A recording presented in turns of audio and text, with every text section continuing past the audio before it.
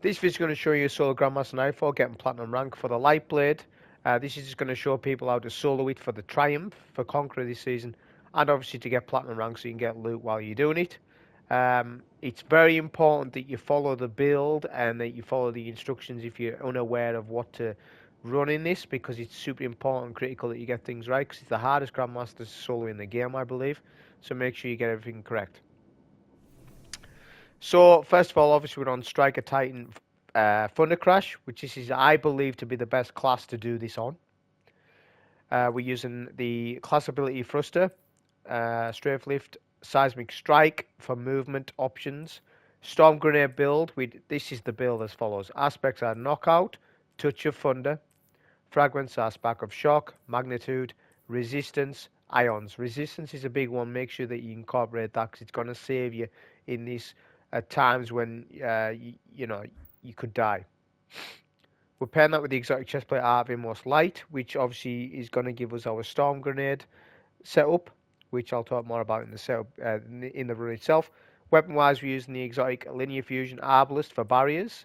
Tarnished Metal, a Arc Scout Rifle as our primary, also with barrier in it. Explosive payload and demo on this. A very good weapon, and you'll see that in the run itself. As for our heavy, we're using Pitchglass and Arc Linear to take advantage of the Arc Acute burn that's on Lightblade, of course. If you want to use Storm Chaser, you could do that and it'll do you well, but I preferred Pitchglass for this if I'm being honest. But yeah, if you want to use Storm Chaser, you can. Like, it's up to yourself, but I prefer Pitchglass.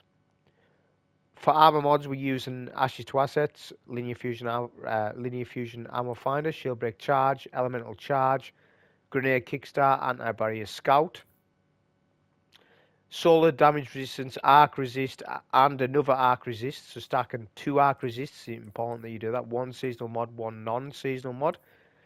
High energy fire, so we get a 20% damage bonus to our weapons when we pick up an elemental well, which got an elemental well built on with elemental ordnance. Obviously Linear Fusion Scarf on the boots as well. Double bomber, so make your class piece solar. That is key to this setup. Make sure you make it double bomber. And also Surge Detonators really helps out in this because it overloads everything, which I could talk about that in the run, but there are no overloads, but you still want to put this on, right? Optimized for a high resilience stat and a good discipline stat, mainly. And a bit of recovery if you can do that. But that's the setup that I used. So finally, we've had some time to practice on the solo GM for Lightblade. So this is the video as a result of that, and all the sort of best strategies to do, things like that. There's a lot of tips and tricks with Lightblade. It's not clear cut. If you play as intended, it's a lot harder than what it is, although it's still very difficult. But yeah, there's a lot of tips and tricks. So for the start section, what you want to do is just basically, you just want to spam your Storm Grenade on the boss. Now, elevation affects throw distance for grenades.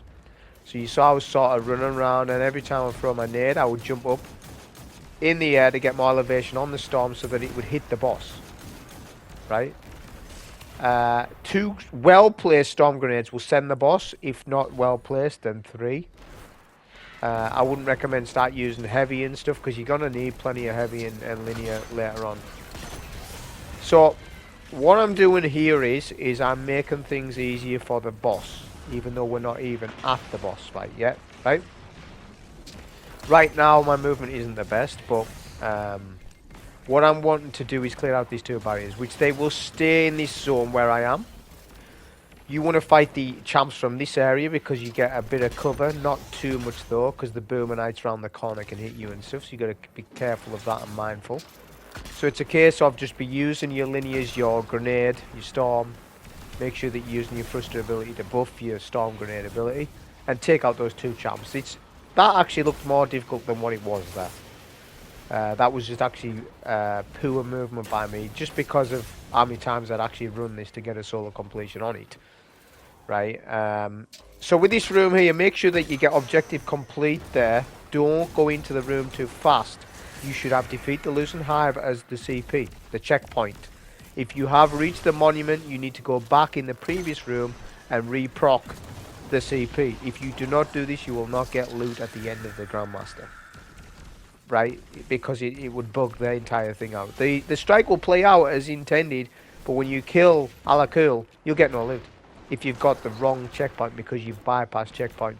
There's a lot of problems with checkpoints on in the game at the minute. Well, there has been for years, but it's even more noticeable with our 3.0. So just make sure you got defeat the Lucent Hive in this room. Your first protocol is taking those two wizards out. Use Arbalest to immediately take their shield down, then use Storm Grenade. That will make short work of the wizards. Then you want to come to this zone here, and this is the easiest place to take out the Lucent Guardian, because that's your first protocol. It's not the champs.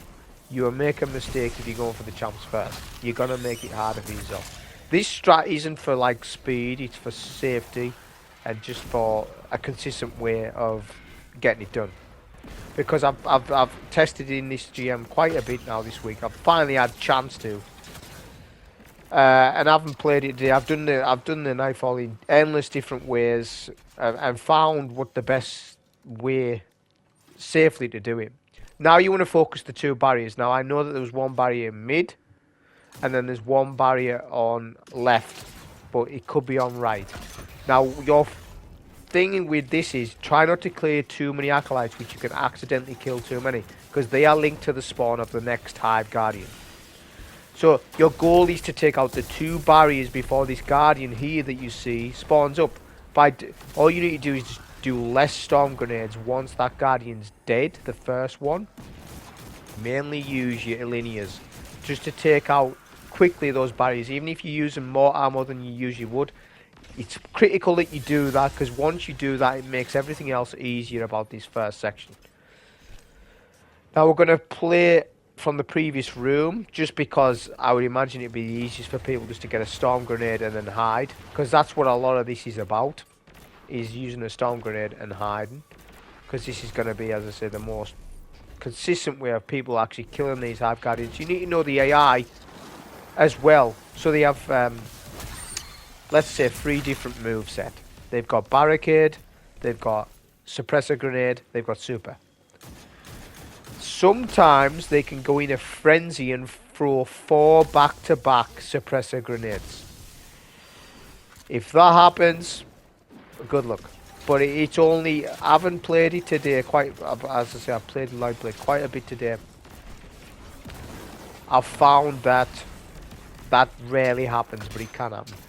This is where the final wave where you'll get benefit, right? We've done a storm on the spawn, so it's doing a lot of damage to the 2 Ultra Bar Knights, which are melee based enemies, and it's getting us some tick damage in on that Hive Guardian, because that's what you want. But eventually, if you don't clear the Hive Guardian back there, you want that Guardian to push you at this zone, because there's gonna be some Thrall and stuff.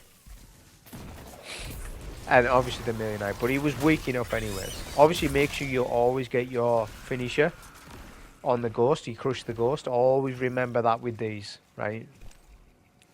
Because it's easy to forget when you haven't played Lightblade for a bit, or you haven't played the Witch Queen campaign for a bit, and you start fighting these again, you forget about that mechanic. And that's the first room done. As you can see, it's pretty simple. I didn't overextend myself with anything. That was pretty decent. And the key to it was taking out the 2 barriers on that first phase, because if you hadn't done that, there'd have been more barriers up on the latter phases. Well, there'd have been a barrier up when you don't want one. So that's that section. This is another critical moment for checkpoint. You've got reach the monument. Make sure that you wait at this door here, and you'll get another checkpoint saying ride the ferry. Once you get ride the ferry, you're good. So just wait for that. We've done an initial Storm Grenade. We're going to use our Seismic Strike as well. It does massive damage, so you may as well. Thunderclap's good. I acknowledge that Thunderclap is very good on champions, but we are using Seismic Strike for good reason. For me, I can't do without it. I want the Seismic Strike because it's really good movement ability at the boss, and you need to be able to have that if you're going to solo this with no invis. Because obviously, technically invisibility is the easiest, technically, because you still need good movement on this, trust me. Even though how powerful the Arc Titan is, it is. But if you're not a Titan main and you're not used to the Titan jump, I don't see somebody soloing this right away. they'd have to learn the movement of the Titan. Now with this ship section, we're going to jump off. Don't ride the ferry. Don't ride the ferry, because you can do, and you can use a T-crash and go to where the orb pickup is and stuff like that. You can do some skillful plays. It is possible, but for most of you, like me, right, you just want a consistent clear on this section. You want to clear out all the acolytes and come to this zone here, right or left, it doesn't matter. Use this wall as cover, and you're gonna take advantage of the shriekers. Their time, they close up. So when they close up, you need to re-aggro them by opening up, by shooting them with your gun. Then you've got that 2 second or a second and a half to do a bit of damage and then stop. You can get your free crits in one opening, just the crit spot on them is a little bit awful. And who put this waterfall right in front of the shrieker? First of all, it was done on purpose. Quite annoying, if I must admit, but couldn't get the crit, but that's alright.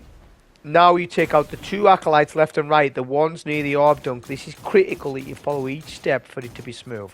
Because if you don't do that, that could be a problem. The acolytes. So take those out. Then you're going to make the following jumps. This is how you skip the Hive Guardians. Hive Guardians have no impact on Platinum rank.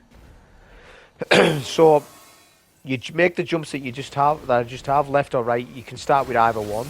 I started with left. This will stop the Hive Guardians from using their super. Right, now we're going to go back, because you need to do this to get back up. For the others section, I know it looks like we're going too far back, but we're not. You need to do this to make the jump, unless you T-crash up there, which you can do. But if you T-crash up there and the Guardian sees that you've done that, they'll pop a super and can kill you up here. It is a low chance, because the discs can fly off walls and bounce onto you and one-shot you. It can happen. So I didn't want to risk that either. I've actually had that. So instead, just do it the safe way like that. Now with the part 2 for the ferry, you want to use Arbalest mainly as taking down the wizards. 1 shield break, and then you get disruption break, and you can one-shot the wizard.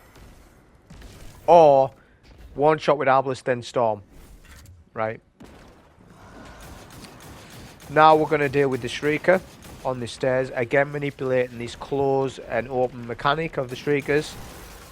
Now it's up to you with your ammo. This is where you need to start making decisions with ammo. Like, my ammo is really healthy. I've got ammo finders on, which really did help out on the run. Ammo finders, especially for Arbalest, because you need plenty of Arbalest in this. So I kind of like used Arbalest quite a bit. But there I'm just showing you without. If you don't want to use the linear there, you can take them down with the Scout. Now this Scout's really good. It's not crafted. I do have a curated crafted one, like all bells and whistles, but it's demo Vault Shot with enhanced perks. Funny story is, that's not a better weapon than the gun that I've got on me now, with a standard explosive and the standard demo. Reason for that is, Vault Shot, you constantly reload and shoot, reload, shoot, reload. It's not as practical as what you'd think, right? When you're on a Grandmaster, you just want to shoot and kill an enemy. Explosive payload is a flat buff to your weapon. It staggers enemies and stuff like that. So you want it, when you get on the Grandmaster difficulty, forget about the Vault Shot stuff. Just get an explosive payload Scout. If you're going to use a Scout. You don't actually need the Scout, but I use this as my primary sort of thing. I could have used a Pulse. The reason why I didn't use a Pulse is because they don't have that range. The reason why I would have used a Pulse is because there's Unstoppables, but there's only a couple.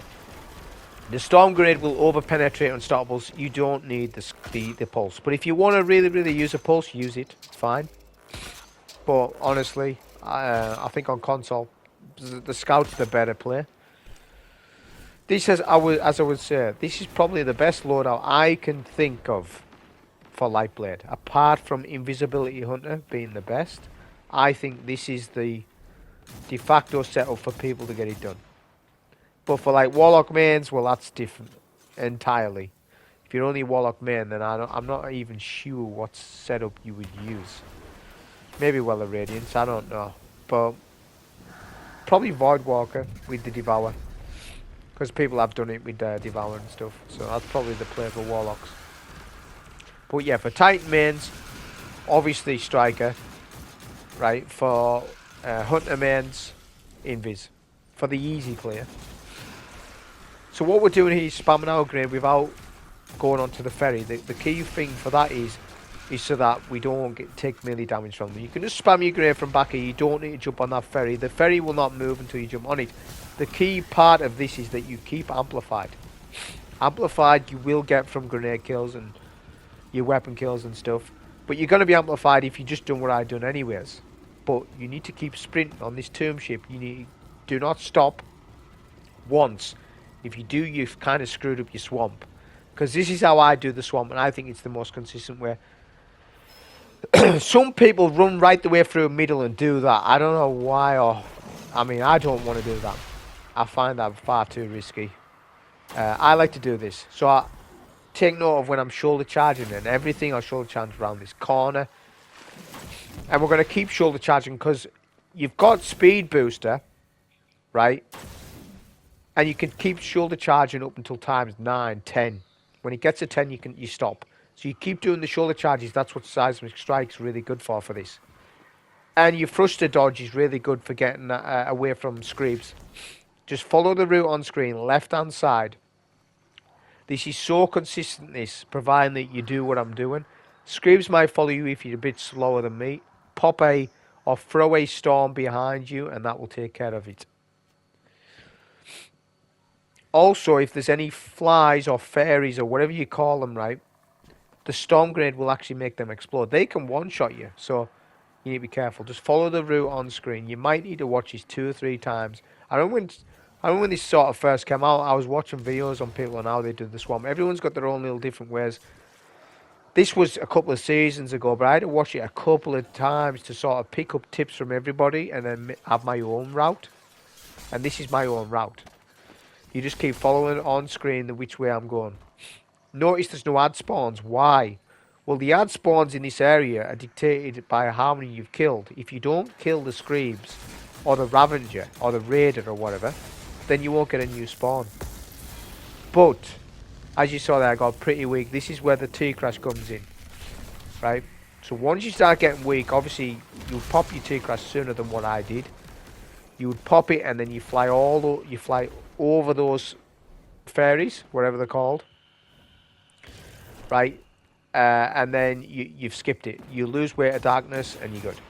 Because obviously it's from Crota's End, the mechanic. So now we're onto a safe zone. So now we can really just sit back, use storm grenades, and do that. There's nothing much to this. I don't see people down on this area, providing that you play it slow enough. So now I can talk a bit more about Platinum rank. So you know I killed the 2 champions at the start of the run. Now if you skip them, you can still get Platinum, but you need to clear out all champs at the boss. Now that isn't the play. What you do is you clear those 2 barriers at the start, like I did, because they're easy. But that means you can think of it as tokens. It's 2 free tokens because you can skip 2 tokens. Any 2 champs you want to skip, you can skip. Guess what? We're going to skip the hardest 2, the one on phase 3 of the boss fight.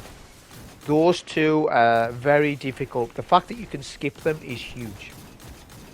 The fact that you can skip them and get Platinum rank is massive. Because that's really where the fight is ludicrous. Phase 3 of Alak Hul. Right? Obviously, Lightblade in general is kind of ludicrous, just the way they've designed it. And I must say, like I said, I made a post. Obviously, I've sold all the Grandmasters that's available in the game, not including the Sunset ones, so there's 15 in total. And I can honestly tell you, this is one of the worst solo experiences that I've ever had playing Lightblade. Anybody who's starting as a solo player will definitely be put off by solo play if this is their first challenge that they do. It is overtuned, and I know there's people running it in 20 minutes and stuff, but these are very expert special players. Your top 0.1% of player, which isn't everybody. This Grandmaster is overtuned, too difficult.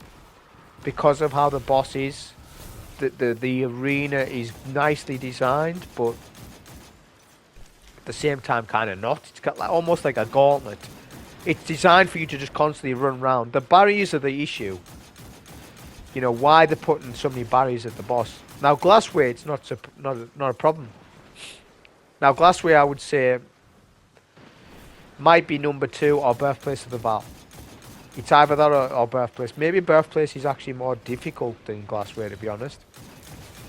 I don't know, actually. It's tough between those. They're joint. But Lightblade is number 1. But as I said, it's overtuning difficulty. There's no way that this GM is tuned this way, whereas you've got GMs like Lake of Shadows.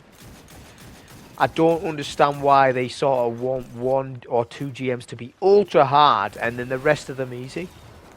I don't get the philosophy on strike design. And people, as I say, it doesn't get mentioned, but I really don't understand it. You know? I want them to make decent strikes because then the GM, Grandmasters are better for it. Right? Because obviously they're not very healthy at the minute because we keep playing the same GMs season upon season. But whenever Glassware's up, or Lightblade, then it piques interest for people. I must say that because obviously they're more difficult than other ones. But it's just kind of like, especially solo-wise, I mean, they're not designed to be soloed, even though you can load them up solo. So it's kind of like, I don't know, are they designed to be soloed or not? Because you can load them up solo. If they weren't designed to be soloed, they wouldn't let you load in. Why is matchmaking turned off? Obviously, because for you to find a team, but you can load in solo. So obviously they're designed to be soloed, but at the same time they say that they're not designed to be soloed. So which one is it? They are designed to be soloed or they're not.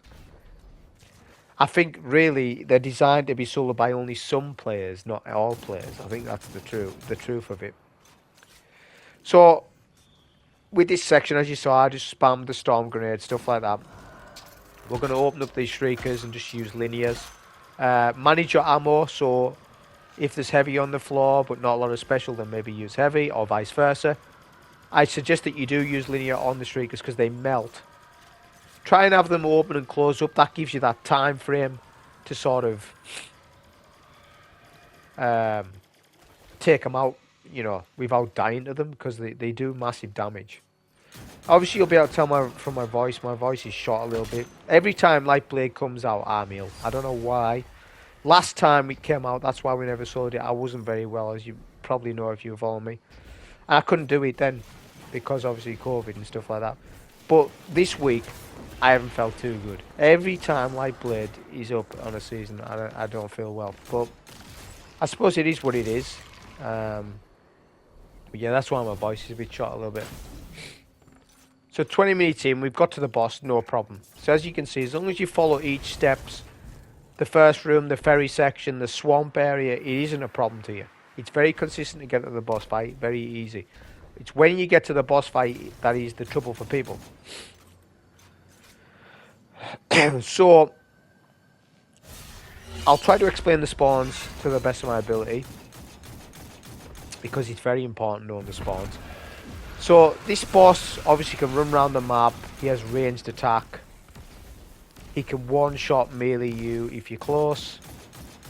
But he has this jump mechanic. Now this isn't intended in my opinion. Definitely not. They don't want you playing up and down with a boss like this. Because this is kind of silly, this manipulation. But it's a thing. We'll use it. But I'm saying it's not quite... I don't think this is how they intended people to be playing this. Definitely not. Oh, I jump up. Oh, you're going to jump up? I jump down. And then jump up and down. It's like, what is this? That's another reason why I'm not a huge fan of it. But it controls and manipulates the boss. So I suppose, as I say, it is going to be useful to people. Either you can do this, what I'm doing now, or you can run around the map and sort of storm grenade behind you, run away, and play like that. But you can see on phase 1, he's very slow. His arc attack isn't lethal. It is lethal, but not as lethal. His attack gets more aggressive as the fight goes on, and he runs faster as the fight goes on. So phase 2, you'll see a huge difference. Phase 1's very easy. Phase 1, there's no barrier champions, it's just Thrall. You get an initial spawn of Thrall, and then another spawn of Thrall, once half of a bar is taken, or around half of a bar, you'll get another spawn. Whilst there'll be curse for all at the bottom of the map. They'll spawn in initially with orbs. You don't need the orbs, don't worry, don't go for them, because you're not using your super at any point yet until the barriers, the first set of barriers. You don't want to use your super on the boss at any case unless you're already confident with this GM, but he has a chance of one-shotting you or physics launching you into a wall and killing you as well. I just wouldn't T-crash him. I just wouldn't do it. So rely on your Storm Grenade to do the damage. Now what I'm doing is edging the boss's HP. So I'm trying to get it pretty close to the point that I'm going to be ready in position for the transition phase where the boss is immune and asleep. But while that's going on, you get a Hive Guardian. The Hive Guardian's a little bit of a threat, but the room's big enough to control the Hive Guardian, so it's not too much of a problem. And the biggest thing is that the boss is asleep. So this room isn't really all that bad when the boss is asleep, so I'm just glad that he is. Imagine being chased by the boss and a Hive Guardian. That would be crazy, but it isn't the case. So if you can see the statue at the back of the map, right? So you need to have that. That is your point of reference. This room is circular. Yeah? So look at that statue. So I'm on the left-hand side now of the statue. I would consider this left-hand side, as in looking away from the statue, not towards. Looking away, left-hand side. Obviously, the other side's right. But that you need to know that, because every time the boss goes to sleep, you need to be on left-hand side, not right. If you're on right, you're doing it wrong. You need to do some damage to the Hive Guardian as the Guardian spawns. You do that by using, obviously, your Arc Linear or Arbalest. Better off with the Arc Linear because it'll do more damage because of a cube burn. So that's where you want to make sure your heavy is fully reloaded. Stuff like that, that's going to affect you. Make sure that it is. When you get the boss immune, you need to be on left-hand side. So look at how close the HP is. I'm now going to go on to... Well, actually, I'm on right side at the minute. I'm going to go all the way around to the left. We'll get the boss to a third HP.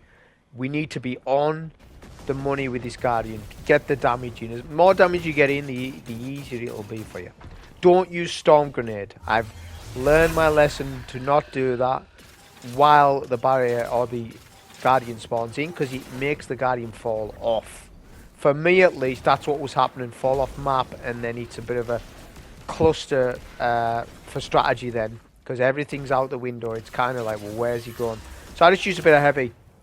We'll get him a third, which is good. We're on the opposite side of the map, so there's a low chance of him killing us, but he can do, so you really need to be careful. He's back to middle.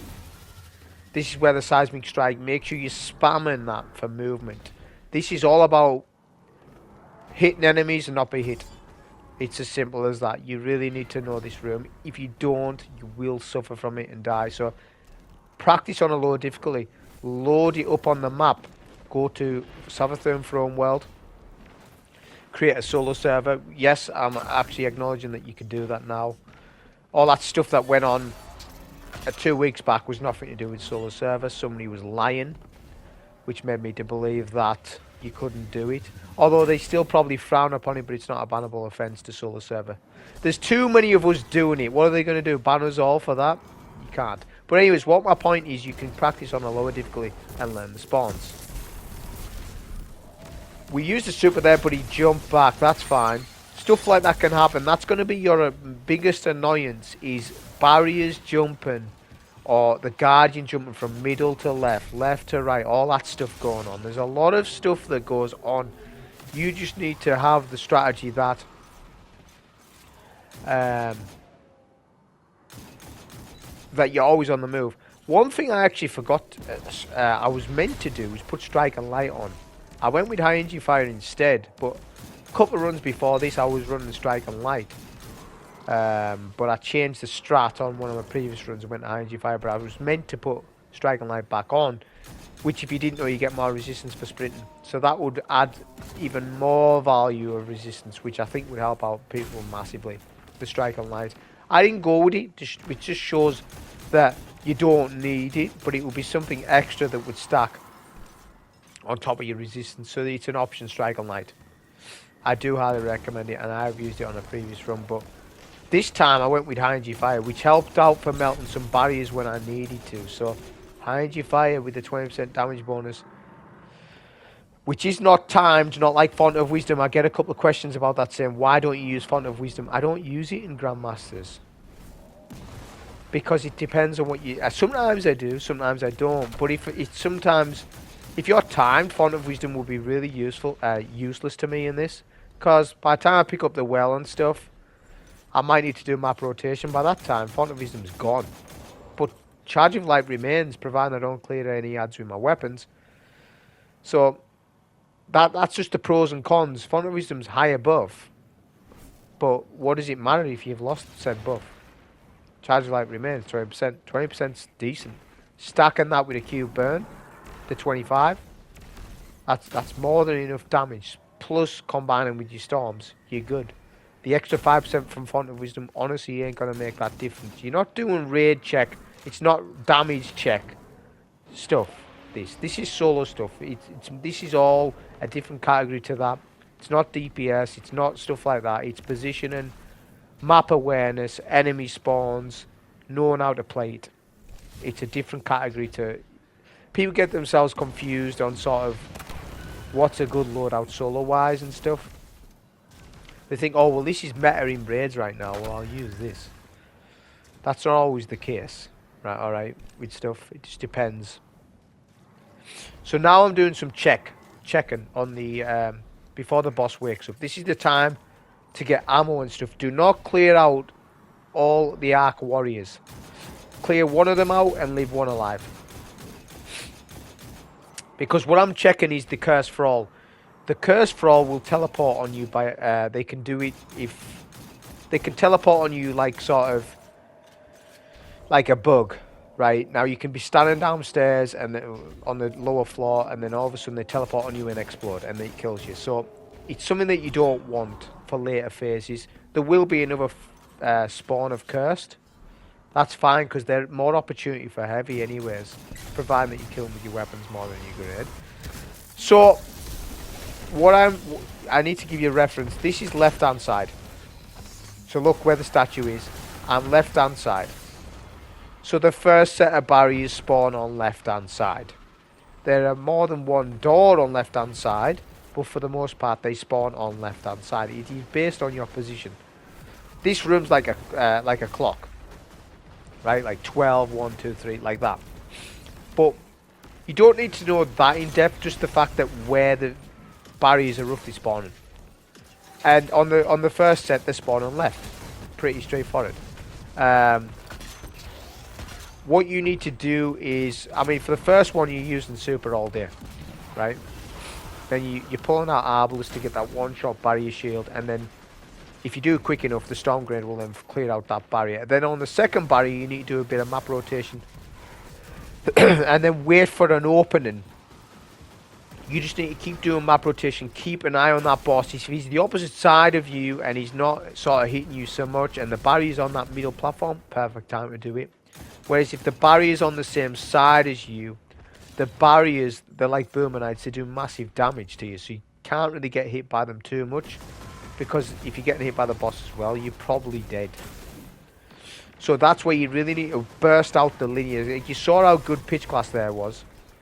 Right, now with Storm Chaser, you might get flinched and stuff by the boss. Now if you're missing crits on Storm Chaser, it's not as good as a Precision Frame.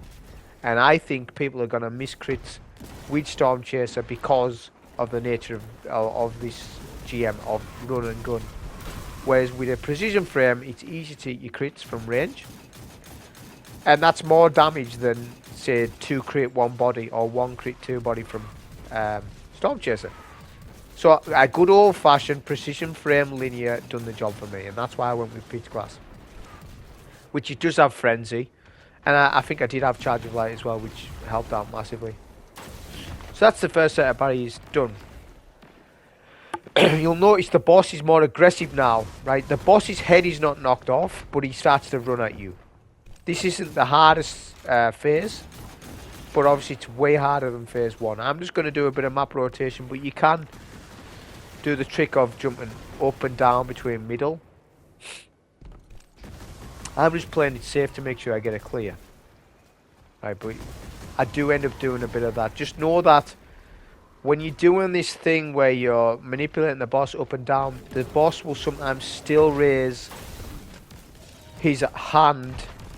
When as soon as you see that, you need to think about maybe strafing off the platform you're on, so that the boss hasn't got a clear sight on you. So you're not entirely safe doing this manipulation thing. Like, look, he's doing his arc attack now. More likely to do that on phase 2 as opposed to phase 1. But what you're wanting to do is have well-timed storm grenades on the boss as he jumps up. And that storm grenade will follow the boss, as you can see, because of its tracking. So obviously it makes for really good damage. We also still have high energy fire, if you notice, right? So we're still getting good damage. That's another reason why I went with Explosive Scout, because you're not going to be able to crit this boss all the time. So doing that body shot damage with the explosive is decent. I don't recommend spamming too much linear on the boss while you're just doing when it's just you and the boss. Don't do that. Focus more on your storm grenade and the scout, really, and getting some good timed storm grenades on the boss. Don't worry about trying to like crit the boss while he's in mid-air and stuff, because that's when you'll make mistakes where your time will be off and the boss maybe do his arc attack or slam on you and stuff like that. There's a lot of things that can go wrong, we know that. So that's why I'm suggesting don't do too much linear, unless, as I say, you're confident with it. Obviously this is my first clear of Lightblade, so I'm not confident myself that much either, not too confident. But I am confident with phase 3, which is why I killed the 2 champions at the start. Yeah, because on phase 3 we don't need to clear those champions, so it's going to be really good on phase 3. I think you're gonna like how I do phase 3 for sure, because that's the most difficult phase, because the boss's head will get knocked off, so the boss is even quicker, more lightning attacks and stuff like that. So the second set of barriers will spawn in when the boss is half HP. So remember, the first set of barriers spawned in when the boss woke up after the first phase. The second set of barriers spawn in at exactly or around about half HP. Now they will spawn in on right hand side. Right, the barriers. It will be definitely right hand side this time. But I think I end up messing up with the super, just because there's a lot can go wrong on this particular phase. But try not to do what I do. Try to get a clean T-crash. I didn't end up doing that. But that's where your map rotation comes in. If you do miss a super, you can always just keep rotating until you get your super back. There'll be a bit of rotating, maybe 4 or 5 minutes. But you can also use the ads for super energy, acolytes, ashes to assets, enhance super energy on grenade kills and stuff. But what I'm trying to do is edge the boss's HP and have him on the opposite side of right side. That's the goal. I'm on left right now, so I'm luring the boss over to left. This is my strategy, which it didn't entirely work because I messed up my T-crash, but in theory it works. You just need to have him on the opposite side, so it'll be left hand side. Then you can see they spawn on right, but he spawns out of the door. What happens is I end up taking self-inflicted damage from the storm. You saw that. So the barrier come outside the door, but the acolyte spawned, sorry, from the door, but the acolyte spawned on the outside. So I sort of messed up that rotation a little bit. That's fine. What you would do then is just keep map rotating. Make sure you're jumping high, because there's a lot of cover up high. If you notice, there's a lot of archways. If you're jumping above the archways, the boss can't hit you. So this is a critical phase, obviously, but what you want to do is focus all the acolytes. There's 6 or 7 acolytes, something like that. Let the storm grenade do that. do that work for you. So just keep doing map rotation. Don't take a barrier unless you're confident. Like the bosses just jumped down if you saw that. So this is time for Pitchglass. Saw the massive damage it's doing there. Because I'm charging light, you see. So on one hand I played sloppy, didn't get the T-crash off properly. But on another hand, High Energy Fire saved me with the storm. And the fact that the boss gave me some respite. You only get so much respite every so often with him. Honestly, I don't know what the pattern is with him. I don't even know if he's got one. In terms of when he gives you rest for when you can kill a barrier. Which that's the hardest thing about it, isn't it? You know, it's just a case of you need to keep doing map rotation, keep keen eye on that boss. When you feel as though you've got 4 or 5 seconds to sort of start working on a barrier, then do that. What you can also do is Storm Grenade, leave a champion, turn around, use Arbalest to break the shield, keep map rotating, use another storm and go like that. And sort of run around the map, but wait, pause for a second to break the shield. You can do a bit of that as well. The boss is to my left doing massive damage. I paused. Got penalised for that, you saw. The champion is prepped. So what you can do is prep champions 10%, take 10% off their HP bar.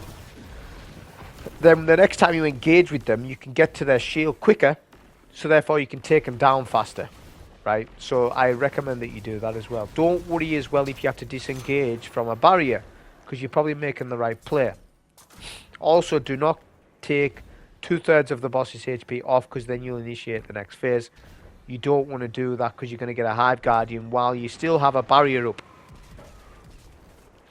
This is technically the last barrier that we need to clear. So once you do this this second phase, you're done.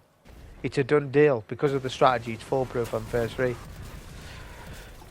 So this is the hardest phase for you if you're following what I've done. The champ has went to middle. I'm looking at the boss. He's jumped up. That gives us 4 to 5 seconds. Enough time to melt the barrier. Pitchglass just worked so good there. Just the damage it was doing. As I said, it was definitely the player. When I first started doing it, I was using Storm Chaser, but I just felt like when you get flinched by the boss, you can't just wait for those 3 bursts to sort of... It's longer, if you know what I'm saying, with the shots. And there's more RNG that you miss a shot because you flinch and stuff like that. With the precision linear, it's just better, I think, for this. For this particular Grandmaster. So if you don't have Pitchglass, then there's Tarantula with box breathing, which would work decent, but... Well, it is decent in this, I know that, but... Pitchglass you can spam back to back because it's got Frenzy. Tarantula's got box breathing, it hasn't got Vorpal or anything like that, or Frenzy. So that's the downside to Tarantula, that it hasn't got the perks that Pitchglass has got. But Pitchglass is easily obtainable by people, so... Just hunt a Pitchglass roll. Honestly, he's a really good option. So now we just need to do damage to the boss, get to phase 3, right? There is one more thing to do before that though. We need to clear another Hive Guardian and 2 barriers. Not 2 barriers, sorry. 2 warriors.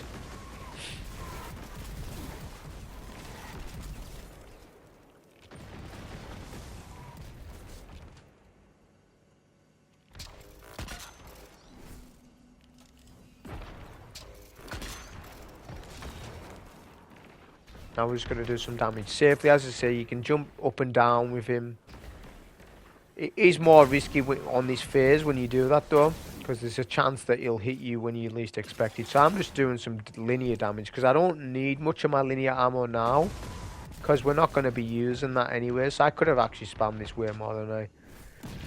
What you need to realise though is, you can't do a lot of sustained fire once he gets close. It's one shot run. If you do another shot and then reload and you're standing, that could be the difference between dying and staying alive, because he might be spamming his attack at you.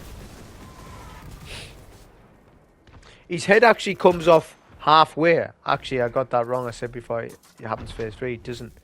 It happens halfway. So this is when he's at his full force of aggression.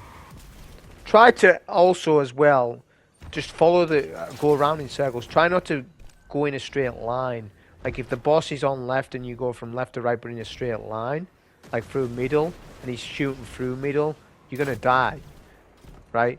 Because you're not sort of dodging that attack.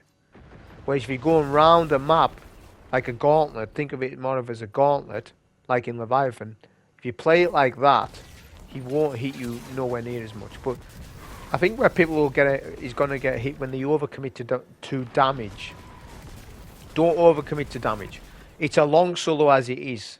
You don't want to increase the odds of dying just because you wanted to do one extra linear shot, which in the grand scheme of things didn't matter anyways to do. Try not to take out the boss. Again, you need to be on left hand side. Right, we've got on to left because remember the Hive Guardian spawns left every time. So I was just there in time, just about, but just make sure you edge that HP bar a little bit better than what I did because I nearly wasn't at left. Aim assist, you gotta love it. But we're just gonna do a bit of rotation because the Guardian's got his super. Do not play anywhere near these because, as I said, they'll do their suppressor grenades. They one-shot if it's a direct hit. If not, they'll stop you from running and then you can easily die. He's went to middle, which is perfect. Just don't stand in middle too long because you take tick damage. Get the finisher kill. Be careful of the warriors because they are bugged. Sometimes they one-shot, sometimes they don't. I don't know why that is, if anyone knows about it, but I've had the warriors, sometimes they do half damage to me, sometimes they flat out one-shot with a swipe. It's crazy. So don't take the risk of like close quarters with these Ultra Knights because they do massive damage. Now this is the key, right, to getting phase 3 done. Do not take out that warrior knight until the room is prepped. You are preparing for the final phase. Ammo doesn't matter, so you don't need to prep that way, but what you need to prep with is any flies or you know, fairies, whatever they're called, you need to kill them. If they're attached to any curse, you need to kill them because you are a sitting duck for that stuff. Also, you don't want to have them up anytime anyways. So just break the shield off a combatant and then shoot the fairy. So their aim assist is terrible. This is why people don't like killing them, because they're terrible to shoot. I don't know what it's like on PC, but on console it's like, I don't know what it is. You can barely shoot them. Right? That's why people don't avoid shooting them, but that is a mistake. Make sure that you shoot them. All curse for all, they need to be killed for the strat to be consistent where you don't die, because you could still die to them. They could explode on you and kill you, so that is a thing. And they teleport, so I don't trust cursed in this at all. So another strat is to run over their heads and they explode. So do that, but be careful not to clear the knight, because the curse can do massive damage to the warrior. This warrior is actually full HP, so that's good. Don't want to get him one shot just yet. So I'm just fully checking bottom floor, because obviously cursed aren't on top, it's only on bottom. Fully checking bottom floor for any case of any curse there isn't.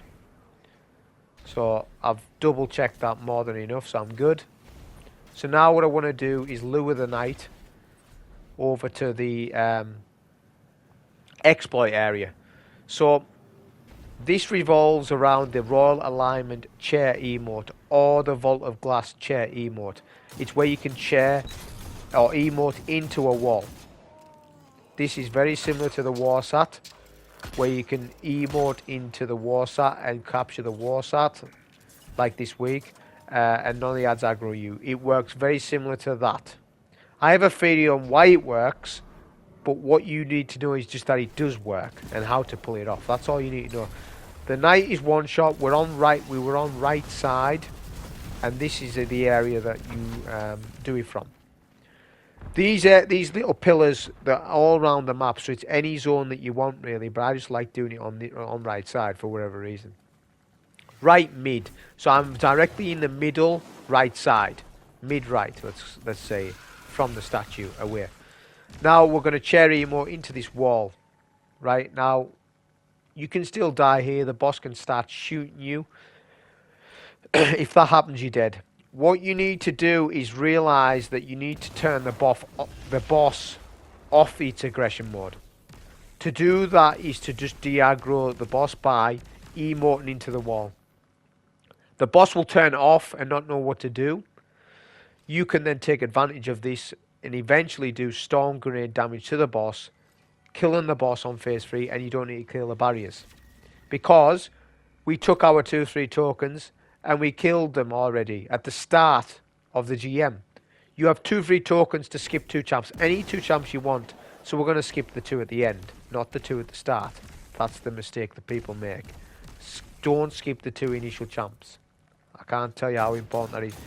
If you don't want platinum rank, it doesn't matter. It doesn't matter. You can skip 4 if you want. You'll get gold. Or silver or whatever. But what I'm trying to do here is weigh up or calculate where the boss is. The boss is actually right above me. I just wasn't sure of that. I'm going to look up. The boss is right there. So we're going to storm grenade there working. We can see tick damage. Always after a storm grenade do an emote. Just because the boss will start to be aware of where you are. Fully aware. And will come right up to this zone and kill you instantly. So you need to play very passive for this to work. For you to get the full effect.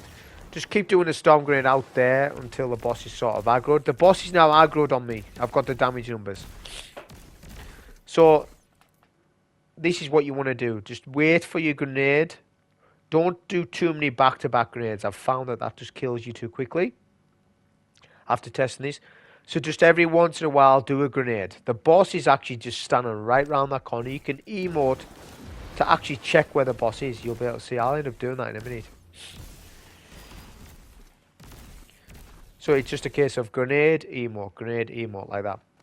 Now, this is interesting because I don't remember this when this Lightblade first came out. I don't remember anybody using this then. So this is something new. But I don't know if they've changed any AI movement with Alak Hul, to be honest. So I'm not 100% certain of when this was a thing, but it's a thing this season. So it's a case of just keep doing this. There's going to be barriers spawning. The only thing that can kill you now is not really the boss because we've controlled that. It's a barrier. Up to my left, right, there's barriers can go there. So check to your top left of your screen, like where I'm looking now. If there's a barrier standing right there, then you could die. So only peek out for a split second and back to emote. That will reduce the chances of a barrier coming to this zone, start to shoot at this zone. Because the longer you are out of cover, they get wise to it. Your goal is to get your storm grenade out there and then emote as soon as possible. It makes the ads fall asleep basically and they just roam around the map. As the same with the boss, obviously. We're 2 storms off the boss dying, so I ain't taking any risks. Obviously make sure you get your thruster dodge for more damage on the grenade. Always check top left, which I'm trying to do now. I will when I get my nade. Just to confirm it, there's no barrier there, so I can use my storm grenade right there. Thruster dodge, and that will finish off the boss. So you can see it's a very easy phase 3, and we also get platinum rank. It's confirmed that you do when you kill the 2 initial champs. That was a solo Geomni. Hope you enjoyed. Thank you.